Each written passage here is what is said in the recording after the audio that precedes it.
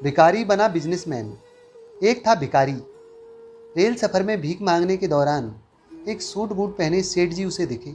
उसने सोचा ये व्यक्ति बहुत अमीर है, इससे भीख मांगने का मज़ा कुछ अलग ही होगा। भिखारी को देखकर उस सेठ ने कहा, तुम हमेशा मांगते ही रहते हो, क्या कभी किसी को कुछ देते हो?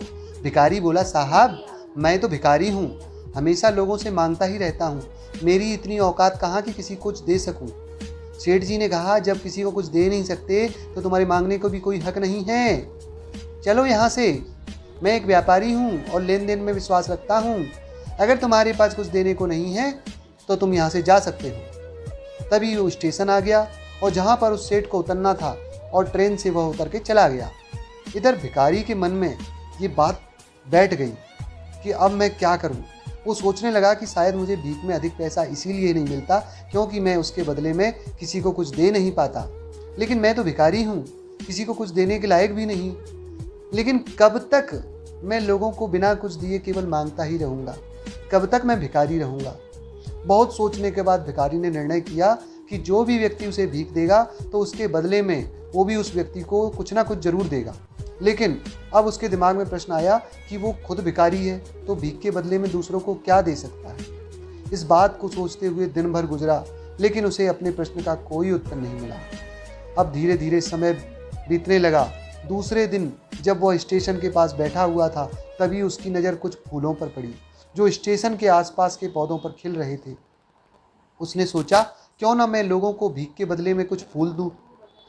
उसको अपना यह विचार बहुत अच्छा लगा। उसने वहाँ से कुछ फूल तोड़ लिए और ट्रेन में भीख मांगने पहुँचा। जब भी कोई उसे भीख देता तो उसके बदले में वो भीख देने को कुछ ना कुछ फूल दे देता। उसके बदले में उन फूलों को लोग खुश होकर अपने पास रख लेते थे। अब भिखारी रोज़ फूल तोड़ता और भीख के बदले में उन फूलों को लोगों को बांट देता था। अब एक दिन की बात है, उसने महसूस किया कि उसे बहुत अधिक लोग भीख देने लगे हैं। वो स्टेशन के पास के सभी फूलों को तोड़ लाता था। जब तक उसके पास फूल रहते थे तब तक उसे बहुत से लोग भीख देते थे, लेकिन जब फूल बांटते बांटते ख़त्म हो जाते तो उसे भीख भी नहीं मिलती थी। अब रोज़ ऐसा ही चलता रहा।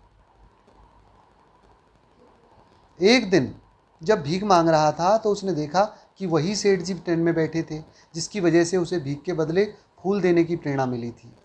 अब वह उनको देखता रहा, तुरंत उस व्यक्ति के पास पहुंच गया। भीख मांगते हुए बोला, आज मेरे पास आपको देने के लिए कुछ फूल हैं, आप मुझे भीख दीजिए, बदले में मैं आपको कुछ फूल दूंगा। सेठ ने उसे भीख के रूप में कुछ पैसे दिए और भिखारी ने कुछ फूल उसे दे दिए। उस सेठ को यह बात बहुत पसंद आई। सेठ ने कहा, वाह क्या बात है, आज तुम भी मेरी तरह एक व्यापारी बन गए हो। इतना कहकर फूल लेकर वह सेठ स्टेशन से उतर गया। वहाँ से जाने के बाद सेठ द्वारा कही गई बात एक बार फिर उस भिखारी के दिल में बैठ गई। वह बार बार उस सेठ के द्वारा कही गई बात के बारे में सोचने लगा, बहुत खुश होने लगा। उसकी आंखें चमकने लगीं। उसे लगने लगा कि अब उसके हाथ में सफलता की चाबी लग गई है जिसके द्वारा वह अपने जीवन को बदल सकता है।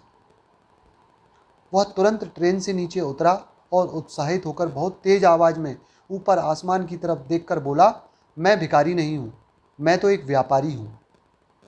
मैं भी उस सेठ जैसा बन सकता हूँ, मैं भी अमीर बन सकता हूँ। लोगों ने उसे देखा तो सोचा कि शायद यह भिखारी पागल हो गया है। अगले दिन वह भिखारी उस स्टेशन पर फिर कभी नहीं दिखा। जानते हैं दोस्तों, एक वर्ष बाद इसी स्टेशन पर दो व्यक्ति सूट बूट पहने हुए यात्रा कर रहे थे। दोनों ने एक दूसरे को देखा तो उनमें उनमें से एक ने दूसरे को हाथ जोड़कर प्रणाम किया और कहा, क्या आपने मुझे पहचाना? सेठ जी बोले, नहीं, शायद हम लोग पहली बार मिल रहे हैं।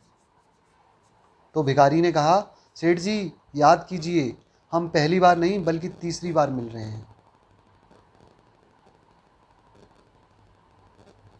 सेठ जी ने कहा, मुझे याद नहीं आ रहा, वैसे हम पहले दो बार कब मिले थे? अब पहला व्यक्ति मुस्कुराया और बोला, हम पहले भी दो बार इसी ट्रेन में मिले हैं। मैं वही भिखारी हूँ जिसको आपने पहली मुलाकात में बताया कि मुझे जीवन में क्या करना चाहिए और दूसरी मुलाकात में बताया कि मैं वास्तव में कौन हूँ। नतीजा यह निकला कि आज मैं फूलों का यह बहुत बड़ा व्यापारी हूँ और इसी व्यापार के काम से दूसरे शहर जा रहा हूँ।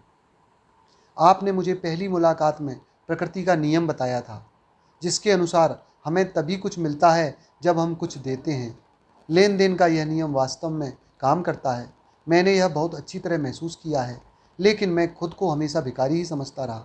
इससे ऊपर उठकर मैंने कभी सोचा ही नहीं था, और जब आपसे दूसरी मुलाकात हुई तब आपने मुझे बताया कि मैं एक व्यापारी बन चुका हूँ। अब मैं समझ चुका था कि मैं वास्तव में एक भिखारी नहीं बल्कि एक व्यापारी बन चुका हूँ। भारतीय मनीषियों ने संभवतः इसलिए स्वयं को जानने पर सबसे अधिक जोर दिया है। उन्होंने सिवोहम, मैं परमात्मा का एक अंश हूँ, समझ की ही तो बात है। भिखारी ने स्वयं को जब तक भिखारी समझा वो भिखारी रहा। उसने स्वयं को भिखारी मान लिया, और जब वो व्यापारी मान लिया तो व्यापारी बन गया। तो दोस्तों, जिस दिन हम समझ लेंगे कि मैं कौन हूँ, अर्थात मैं भगवान का अंश हूँ, फिर जानने और समझने के लिए रह ही क्या जाता है। दोस्तों, आशा करता हूँ ये कहानी आपको बहुत अच्छी लगी होगी। बहुत बहुत धन्यवाद दोस्तों। Thank you for watching.